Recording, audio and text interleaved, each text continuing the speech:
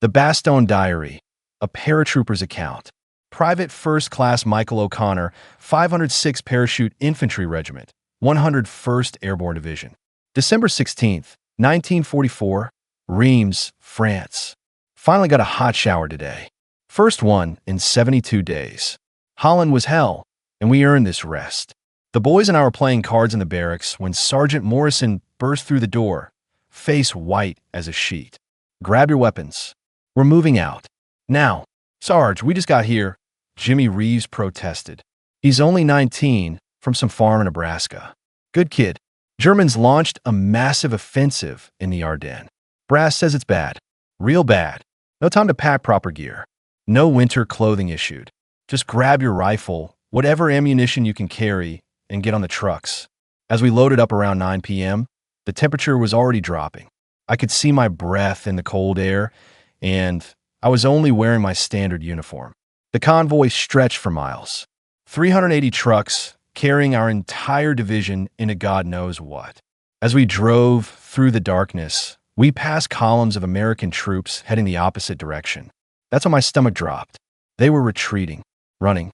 Some had no weapons. One soldier, eyes wild with terror, grabbed my arm through the truck's canvas cover. "Go back," he screamed. "There's thousands of them. Tigers. Panthers. They'll kill you all." I pulled my arm free, but his words stuck with me. The 101st doesn't retreat. We're paratroopers, screaming eagles. But as I looked at the faces around me in the darkness of that truck, I saw the same fear I felt churning in my gut. We had no idea what we were driving into. December 18th, 1944, Bastogne, Belgium, 11:30 p.m. We made it. Barely. The town of Bastogne sits at a crossroads. 7 major roads converge here, which explains why Command wanted us here so desperately. Lieutenant Harris told us the Germans need these roads for their tanks. Without Bastogne, their whole offensive stalls. No pressure, right? The town is chaos. Civilians are terrified, streaming past U.S. with whatever they can carry. Old women clutching photographs. Children crying. A man pushed a wheelbarrow with an elderly woman sitting inside, wrapped in blankets against the cold. We passed through them like ghosts, heading toward our positions on the perimeter. The temperature has dropped to maybe 15 degrees. My fingers are already numb, and we haven't even dug in yet. Team de Sobry from the 10th Armored Division set up a roadblock 3 miles north at Noville. We can hear fighting up there already. The deep rumble of tank guns echoes across the frozen landscape. Jimmy and I dug our foxhole tonight using our helmets. The ground is frozen solid. Takes forever to make any progress. My hands are bleeding, but I can barely feel them anymore. "Mike, you think we're going to make it?" Jimmy asked as we worked. "We're the 101st, I told him. "We always make it." I hope I sounded more confident than I felt. December 19th, 1944. Dawn broke with the sound of distant artillery. By noon, the last road out of Bastogne was cut. We're surrounded. The Germans hit Team de Sobry hard at Noville. We could see the smoke from here, black columns rising into the gray sky. Word came down that Major de Sobry was wounded, but they held. Destroyed over 30 German tanks before falling back. Lieutenant Harris gathered us together this afternoon. "Boys, we're encircled. No supply lines, no reinforcements. Just us." "How many Krauts?" someone asked. "Intelligence estimates 30,000, maybe more. Hundreds of tanks." The silence that followed was deafening. "And how many of us, sir?" "About 18,000, mostly as paratroopers and some armor boys." Someone laughed. It was harsh, almost hysterical. 30,000 Germans, and we're supposed to hold. Lieutenant Harris's face was stone. "We're not supposed to hold. We're ordered to hold, and we will hold. This is Bastogne. If they want it, they'll have to take it from our cold, dead hands. Tonight, I'm writing this by moonlight in my foxhole. Jimmy is sleeping beside me. We take turns so we don't freeze to death. The temperature is near 0. I can't feel my toes anymore. I wrap my feet in a dead German scarf I found. No shame in it. He doesn't need it. I do. December 20th, 1944. New commander arrived today. Brigadier General Anthony McAuliffe. Artillery officer, they say. Calm under pressure. He better be, because the pressure's about to get a whole lot worse. The Germans are probing our lines constantly. Not full attacks yet, just testing us, seeing where we're weak. It's like being circled by wolves. This afternoon, a German patrol got within 50 yards of our position before we spotted them in the fog. White camouflage against white snow. Clever bastards. We opened fire, and they melted back into the mist like ghosts. Found 3 dead American soldiers in a shell crater this morning when I was moving to a new position. They'd frozen to death overnight. No visible wounds. Just sat down in that crater and never got up again. I took their ammunition. Took their ration tins, too. They don't need them. We do. The aid station en route to Neufchâteau is overwhelmed. I passed by there this afternoon and saw the wounded lying in rows outside, waiting for treatment. The screaming. God, the screaming. Some of them are calling for their mothers. Boys younger than Jimmy. There's a Belgian nurse working there. Renee, someone said her name was. She moves among the wounded like an angel, holding hands, offering water. Doesn't seem to care that she's under artillery fire. Just keeps working. I pray she makes it through this. December 21st, 1944. Fog. Thick as cotton. Can't see 50 yards. The Germans love it. Keeps our fighter bombers grounded. Keeps us isolated. But it works both ways. Their tanks can barely move in this muck. We can hear them out there in the darkness. Engines growling, but they can't see us any better than we can see them. Ammunition is getting low. Lieutenant Harris told us we're rationed to 10 rounds per artillery piece per day. 10 rounds. Our gunners are used to firing hundreds. Food is almost gone too. I ate my last K ration this morning. Had a tin of ham and eggs that tasted like cardboard, but it was hot, and that's all that mattered. Now we're on 1 meal per day. Maybe. Jimmy's feet are bad. Black in places. Frostbite. I tried to get him to the aid station, but he refused. They got boys there with no legs, Mike. I still got my feet, even if they're frozen. I'm staying. Stubborn kid. Reminds me of my little brother back home. The Germans shelled us hard tonight. Must have been 200 rounds. The earth shook like an earthquake. Trees exploded into splinters. Shrapnel whizzed through the air like angry hornets. I pressed my face into the frozen mud at the bottom of my foxhole and prayed. Not the kind of prayers they teach in church. Just one word, over and over. Please, please, please. When it stopped, I looked over at Jimmy. He was crying silently, tears freezing on his cheeks. I want to go home, he whispered. Me too, kid. Me too. December 22nd, 1944 morning. Something happened this morning that I'll remember for the rest of my life, however long that might be. 4 German officers approached our lines under a white flag. We didn't shoot. You don't shoot men under a flag of truce, even if they're the enemy. They carried a message, an ultimatum. Word spread through the foxholes like wildfire. The Germans were demanding our surrender. Said we were surrounded, outnumbered, hopeless. Said they'd annihilate us with artillery if we didn't give up. The fortune of war is changing, their message said. There is only one possibility to save the encircled USA troops from total annihilation. That is the honorable surrender of the encircled town. We waited for the response. Every man along the perimeter held his breath. Then it came, passed from foxhole to foxhole, soldier to soldier. General McAuliffe's reply to the German ultimatum consisted of one word. Nuts. The laughter started slowly, then built into a roar. Men were climbing out of foxholes, slapping each other on the back, howling with defiant joy. Nuts. The general said nuts. Wait till those Kraut sons of bitches try to translate that. Jimmy was laughing so hard he was crying again, but this time from joy. Mike, we're all going to die here, but at least we're going to die with style. I hugged that kid like a brother. The Germans didn't find it funny. Tonight they bombed us harder than ever. The Luftwaffe came over around 8 p.m. We could hear the bombers droning overhead, then the whistle of falling bombs. The world exploded. Fire and thunder and screaming metal. I've never been so terrified in my life. When it was over, I climbed out of my foxhole on shaking legs. Where the aid station had been, there was just rubble. A direct hit. Renee, the Belgian nurse, was dead. Buried in the collapse with 30 American soldiers she'd been treating. We dug through the night with our bare hands, pulling out bodies. Most were already dead. The few we saved, I don't know if saving them was mercy or cruelty. Jimmy found a soldier's hand sticking out of the rubble. We pulled, and the hand came away. Just the hand. The soldier was gone. That's when Jimmy vomited. Me too. This is hell. We're in hell. December 23rd, 1944. The sky cleared today. I woke up, did I even sleep? To the most beautiful sight I've ever seen. Sunshine. Blue sky. The fog had lifted. Mike, look. Jimmy was pointing upward, and I thought he'd lost his mind. Then I heard it. Aircraft. Lots of them. At first I thought they were German bombers, and my heart sank. Then I saw the stars on the wings. They're ours. Mike, they're ours. The first Pathfinder plane appeared at 9:50 a.m., dropping purple smoke to mark the drop zone.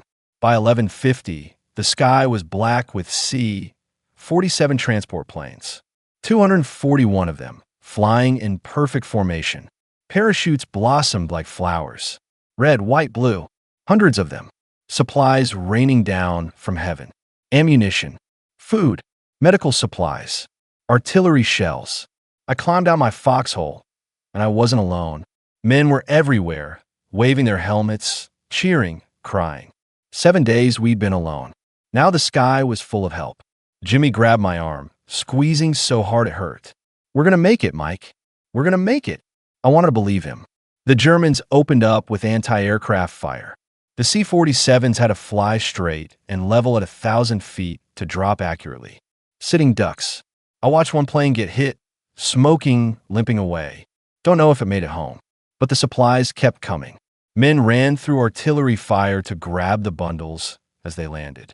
I saw a private get hit by shrapnel, blood streaming down his face. He got up, dragged a bundle to cover, then collapsed. Medics grabbed him. We recovered almost everything. 95%, someone said. Enough ammunition to keep fighting. Enough food to keep from starving. That night, I ate cheese from Wisconsin and chocolate from Pennsylvania. Tasted like home. I cried in my C-ration tin, and I didn't care who saw. December 24th, 1944, Christmas Eve. Merry Christmas from hell. The weather stayed clear, which means the fighter bombers are up. We can hear them all day, diving on German positions, rockets screaming. Every explosion brings a ragged cheer from the foxholes. But the Germans aren't finished. Not by a long shot. This afternoon, they hit us hard on the western perimeter.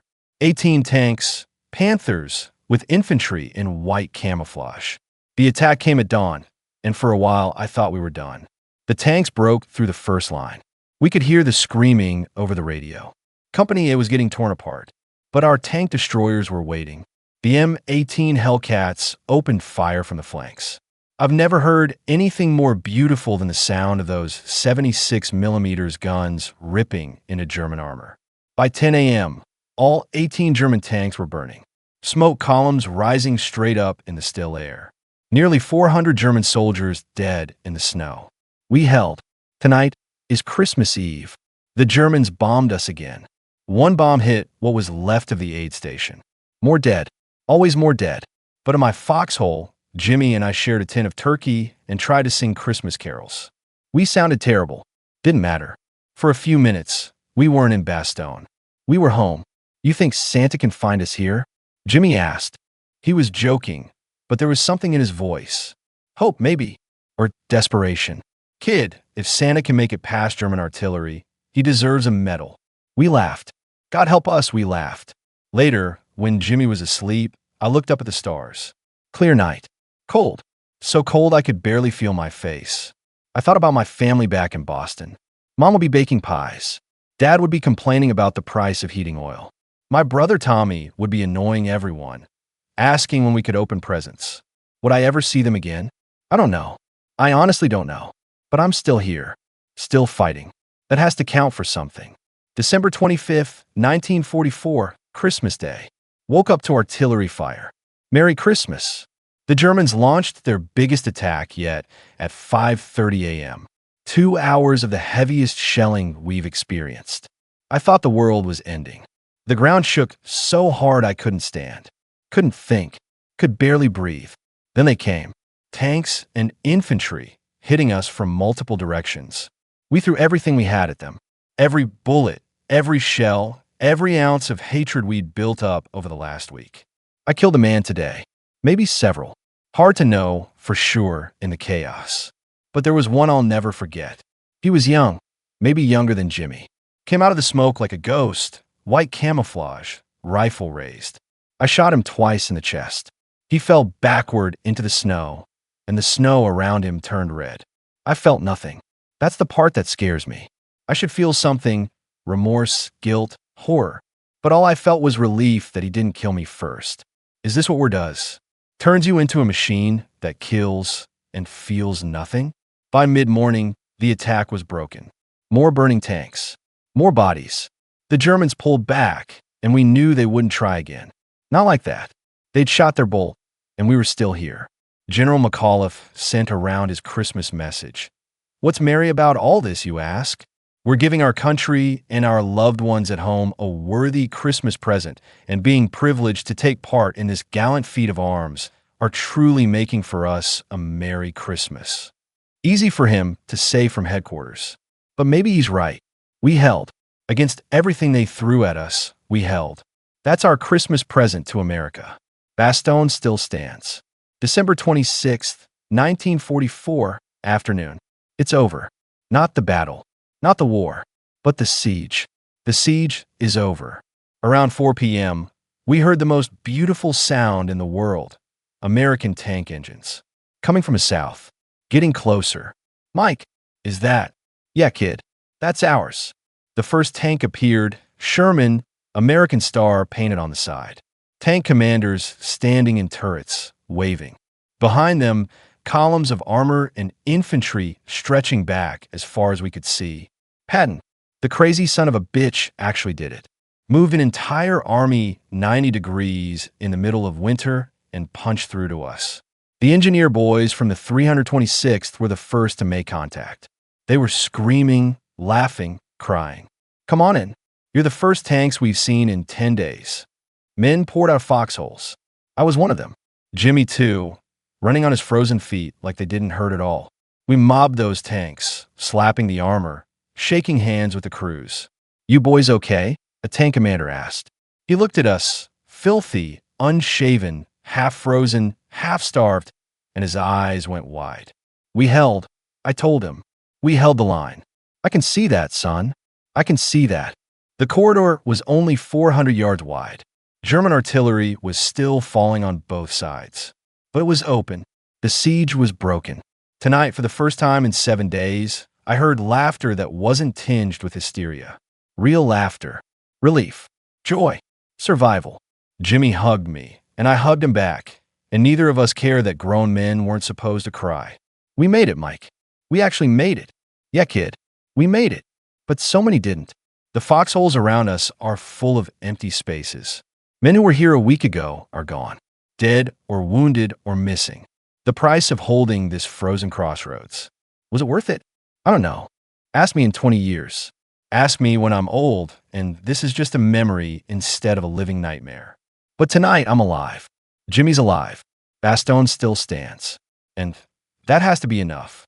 December 27th, 1944. The relief force is pouring in now. Fresh troops, hot food, medical supplies. They look at us like we're ghosts, and maybe we are. Ghosts of the men we were before this started. Jimmy went to the aid station this morning. They took one look at his feet and said he's done. Frostbite too severe. They're evacuating him to a field hospital, then probably back to England. I don't want to leave, he told me, and I could see he meant it. After everything we'd been through, he didn't want to leave his unit. Didn't want to leave me. Kid, you did your part. You held the line. Now go home. Get those feet fixed. Find a nice girl. Have a life. What about you? I'll be fine. Besides, somebody has to stay and tell the story. Make sure people remember what happened here. We shook hands. Then we hugged. Brothers in everything but blood. Thanks for keeping me alive, Mike. Thanks for keeping me human, Jimmy. I watched him limp away on the back of a truck, and part of me went with him. The innocent part. The part that believed war was glorious and noble. That part died in Bastogne. December 28th, 1944. They're rotating us out tomorrow. Fresh division is taking over. About damn time. I walked the perimeter today one last time. Wanted to see the ground we held, the foxholes we dug, the places where we bled. The battlefield is a graveyard. Burned out tanks, German and American. Shell craters big enough to hide a truck. Trees stripped of bark, torn in half by artillery. And bodies. So many bodies, frozen solid in the snow. Graves registration is working overtime, but there are too many. Some will lie here until spring when the ground thaws enough to dig. I found my old foxhole, the one Jimmy and I shared. Someone else is in it now, another private. Young face, scared eyes. Looks like I did 10 days ago.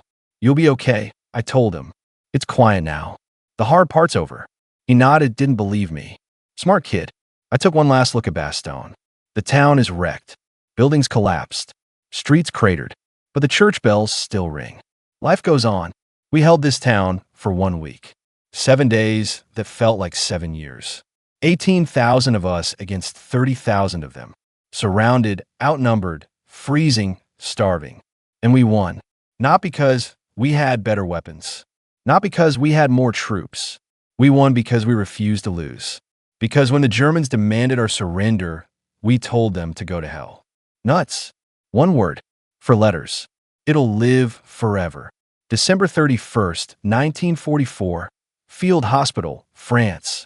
They pulled me out of the line yesterday. Said I'd done enough. Gave me a hot meal, a shower, a real bed. Feels strange.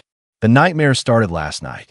I'm back in the foxhole, and the artillery is falling, and Jimmy's screaming, and I can't help him. I wake up in a cold sweat, reaching for a rifle that isn't there. The doc says it'll pass.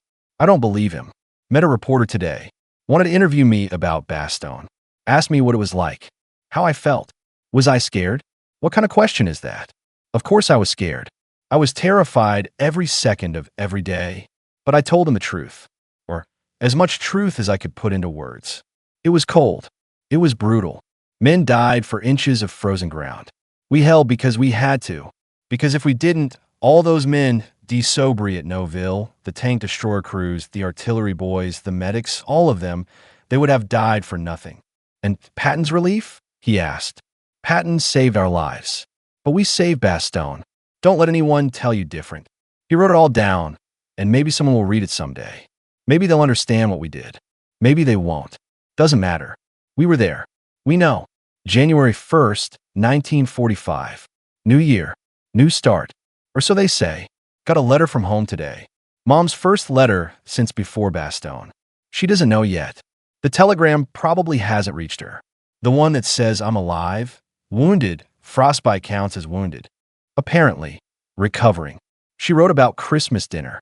About Tommy asking when I'd be home. About Dad listening to the news on the radio every night, waiting for word from Europe. I can't write back yet. Don't know what to say. How do you tell your mother about Bastogne? About the cold and the fear and the dying? How do you explain that her son killed men and felt nothing? You don't. You lie. You write about how proud you are to serve. About the brave men you fought beside. About victory and duty and honor.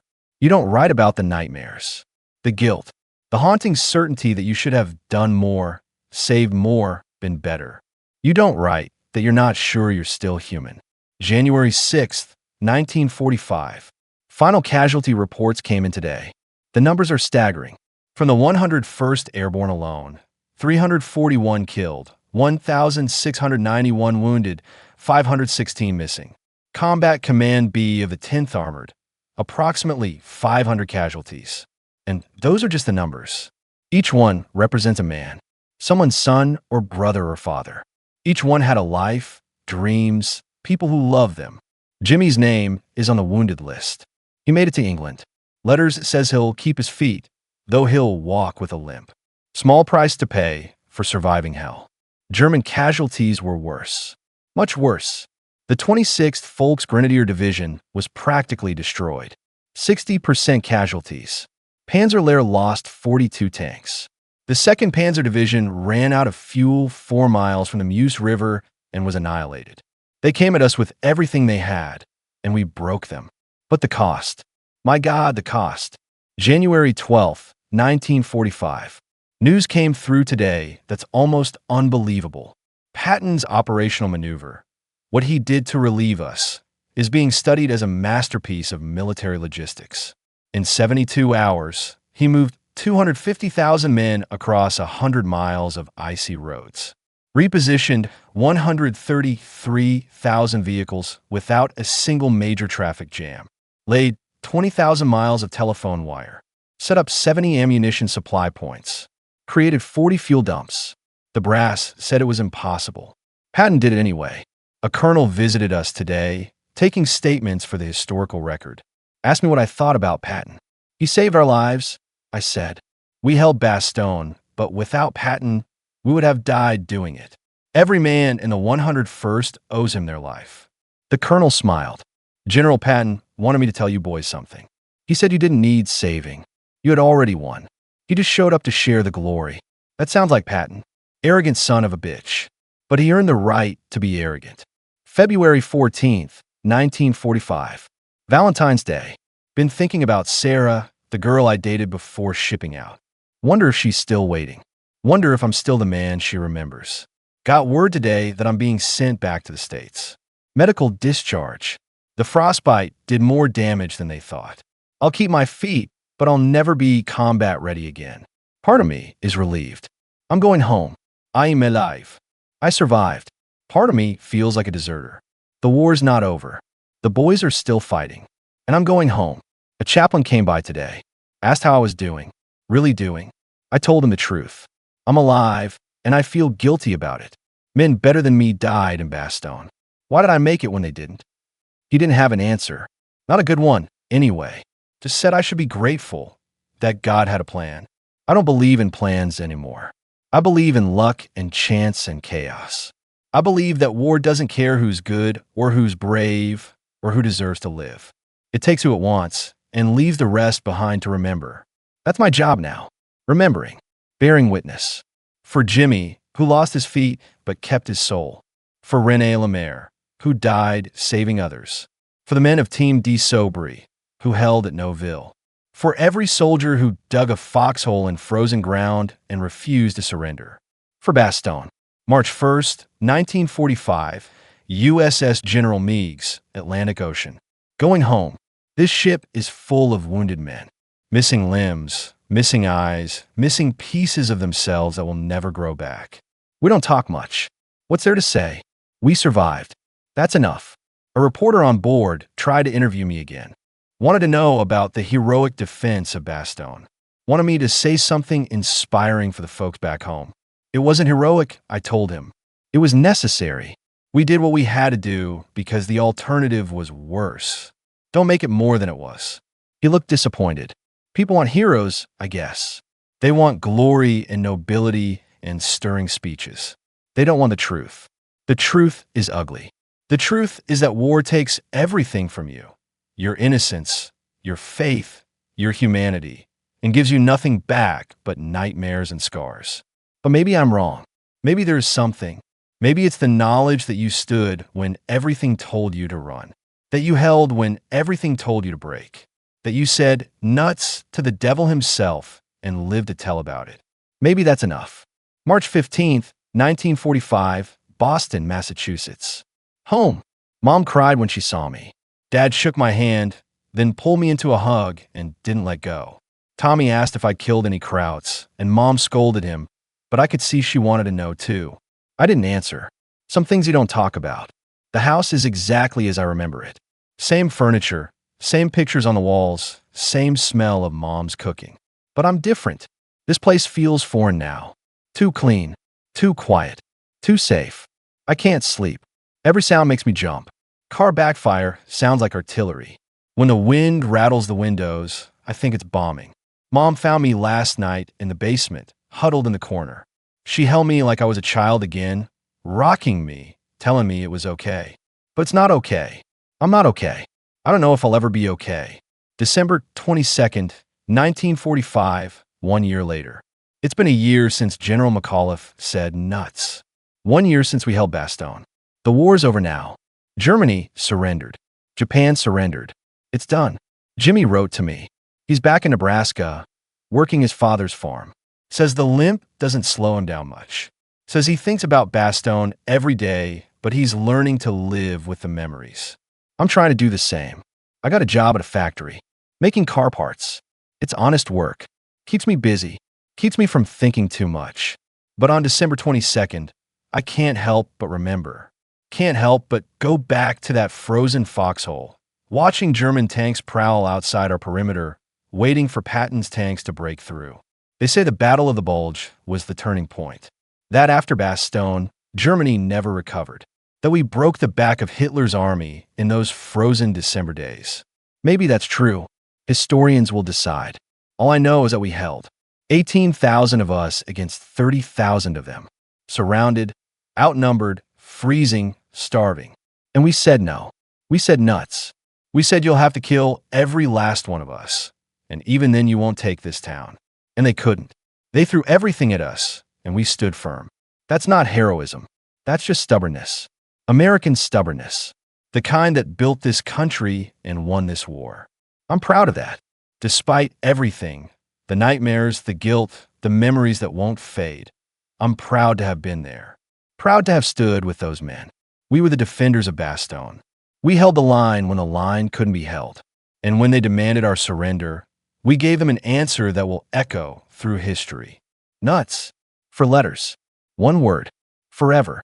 Epilogue. December 22nd, 1984. I'm 60 years old now. An old man. Hard to believe I was once that scared kid in a frozen foxhole. I went back to Bastogne today. 40th anniversary. Lots of veterans came. Some I recognized. Most I didn't. We've all gotten old. General McAuliffe was here. 87 years old, but still sharp. He gave a speech about fighting for freedom, about duty, about remembering. But the most powerful moment came when a German veteran approached me. Hans Diemer. He was with the 26th Volksgrenadier Division, one of the men who surrounded us. We stood there, two old men who tried to kill each other 40 years ago. Then he extended his hand. You fought well, he said in English. I came as a conqueror. I return as a friend. I shook his hand. Then we embraced. We were enemies then, I told him. But the war's over. Time to let it go. We spent the afternoon together, sharing stories. He told me about his foxhole, just like mine, but on the other side. About being cold and scared and wishing he was home. About thinking Americans were weak, then learning at Bastogne that we were warriors. Your nuts reply, he said, shaking his head. That broke something in us. We knew then we couldn't win. Not against men like that. As the sun set over Bastogne, I stood at the Martyrs Memorial. A massive star-shaped monument honoring the 76,890 Americans killed in the Battle of the Bulge. Jimmy's name isn't on it. He survived, farmed in Nebraska for 40 years, died of a heart attack last spring. Natural causes. He got his retraite continue life, got his chance. That's all we wanted in that frozen foxhole 40 years ago. But so many names are here. Boys who never got to grow old, who never married, never had children, never saw peace. I traced my fingers over the stone, and I could feel them. All of them. The ghosts of Bastogne. We didn't forget, I whispered. We never forgot. The bells of Bastogne began to ring. They ring every December 16th at 5:30 a.m., the exact moment the German offensive began. But today, on the 22nd, they rang for us. For the defenders. For the answer that changed history. A young Belgian woman approached me. Maybe 30 years old. She had a child with her, a little girl with bright eyes. Thank you, she said simply. My grandmother was here during the siege. She survived because of you. Because you held. I looked at that little girl and I understood. This is why we held. Not for glory. Not for medals. For her. For the future. For the freedom to grow up without jackboots and swastikas. We did what we had to do, I told her. She pressed something into my hand. A bottle of beer. From our local brewery. They call it Airborne beer. In honor of you. I laughed. Couldn't help it. We could have used this in December 44. That night, the surviving defenders gathered in a local hall. Maybe 200 of us left from the 18,000 who held the line. We raised our glasses of Airborne beer and toasted. To the boys who didn't come home. To Bastogne. To freedom. And then, together, we said it. The word that defined us. The word that will outlive us all. Nuts! The young people in the hall looked confused. The other veterans and I laughed until we cried. Let them be confused. Let them never understand what it meant to say that word when death was certain and surrender was the logical choice. Let them live in a world where such defiance isn't necessary. That's what we fought for. Final entry, December 25th, 1994, 50 years later. I'm writing this from a hospital bed. The doctors say it's cancer. Say I don't have much time. I'm 80 years old. I've lived a full life. Can't complain, but I wanted to write this down. One last time. For whoever reads it. For history. Bastogne wasn't about tactics or strategy or military genius. It was about ordinary men doing extraordinary things because they had no choice. It was about Jimmy Reeves from Nebraska fighting on frozen feet because his buddies needed him. It was about Renée Lemaire, a Belgian nurse who died caring for wounded Americans who weren't even her countrymen. It was about Team de Sobry, holding at Noville against impossible odds to buy us time. It was about the tank destroyer crews who faced German Panthers with their thin-skinned Hellcats and never flinched. It was about Patton's Third Army driving through blizzards because men were dying and needed help. It was about General McAuliffe, who responded to arrogance with defiance, to threats with mockery, to fear with courage. And it was about every frozen paratrooper in every frozen foxhole who chose to stand when running would have been easier. We weren't special. We were farm boys and factory workers, city kids and country kids. We were scared and cold and hungry. We wanted to go home, but we had a job to do, and we did it. The Germans mocked us, told us we were surrounded, outnumbered, doomed, offered us the honorable choice of surrender. We told them to go to hell. And then Patton's tanks came roaring through the snow like avenging angels, and the siege was broken, and Bastogne stood. That's the story. That's what happened. No embellishment needed. The truth is remarkable enough. I'm proud I was there. Proud I held the line. Proud to have stood with those men. If there's an afterlife, I'll see them again. Jimmy and Renée and all the boys who didn't make it home. We'll share a drink and laugh about the time we told the German army nuts and live to tell about it. But for now, for whoever reads this, remember, freedom isn't free. It's paid for in frozen foxholes and shattered bodies. It's bought with blood and sacrifice and the stubborn refusal to surrender when surrender is the sensible choice. We paid that price at Bastogne. We held the line, and the line held. Never forget that. Never forget them. Never forget us. Postscript, found with the diary. Michael Patrick O'Connor died on January 6, 1995, exactly 50 years after the final casualty reports from Bastogne came in. He was holding this diary when he passed. His last words, according to the nurse, were spoken with a smile. Tell them we held. Tell them we said nuts. This diary is now part of the permanent collection of the National World War II Museum in New Orleans, alongside his Bronze Star, which he never mentioned in these pages, and a faded photograph of him and Jimmy Reeves in their foxhole at Bastogne, Christmas Day 1944. Both are grinning despite the horror around them. Inscribed on the back of the photograph in Michael's handwriting. Bastogne, December 25th, 1944. The day we told the devil to go to hell. The day we chose to stand. Below that, in different handwriting, presumably added years later. And stand we did. Nuts forever. Mike. Historical note. The defense of Bastogne remains one of the most celebrated actions in American military history. The 101st Airborne Division received a Presidential Unit citation for their stand. General McAuliffe's one-word reply entered military legend and is still taught at military academies worldwide as the epitome of defiant leadership. General George S. Patton's relief operation, moving the entire Third Army 90 degrees in 72 hours during winter conditions, is studied as a masterpiece of operational maneuver. It demonstrated that with proper planning, aggressive leadership, and determined execution, impossible is just a word. The Battle of the Bulge cost Germany its last strategic reserves. After Bastogne, the Wehrmacht could never again mount a major offensive. The path to Berlin was open, and the war in Europe would end 5 months later. But the real story of Bastogne isn't in the strategic analysis or tactical assessments. It's in the frozen foxholes, where young men chose courage over comfort, duty over survival, and defiance over despair. When asked decades later what Bastogne meant, General McAuliffe simply said, "It meant we wouldn't quit. It meant Americans don't surrender. It meant that when you push us to the wall, we push back harder." The defenders of Bastogne proved that free men fighting for each other are stronger than any army fighting for conquest. They proved that determination matters more than numbers. They proved that when democracy is threatened, it fights back with a fury that tyranny can never match.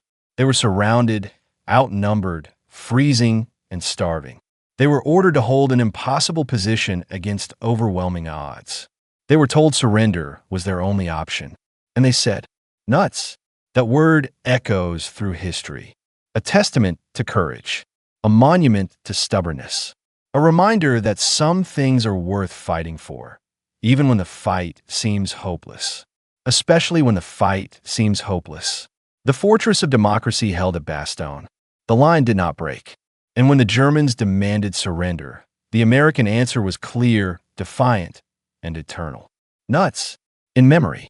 Private First Class James Jimmy Reeves, 506 PR, 101st Airborne, 1925 to 1985.